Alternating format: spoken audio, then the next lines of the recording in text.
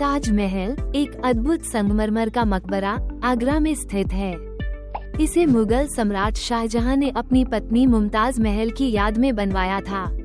जब मुमताज का निधन 1631 में हुआ तो शाहजहां ने उनके प्यार को अमर करने के लिए इस भव्य इमारत का निर्माण शुरू किया। ताजमहल का निर्माण 1632 में शुरू होकर 1653 में पूरा हुआ, जिसमें लगभग 20,000 कारीगरों ने योगदान दिया।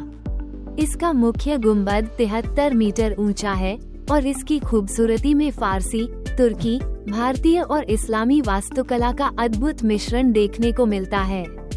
चारबाग शैली में बागबानी की गई है, जो इसे और भी आकर्षक बनाती है। 1983 में इसे यूनेस्को विश्व धरोहर स्थल घोषित किया गया और यह भारत का एक प्रमुख प्रतीक बन चुका है। ताजमहल प्रेम और समर्पण की एक जीवंत कहानी है।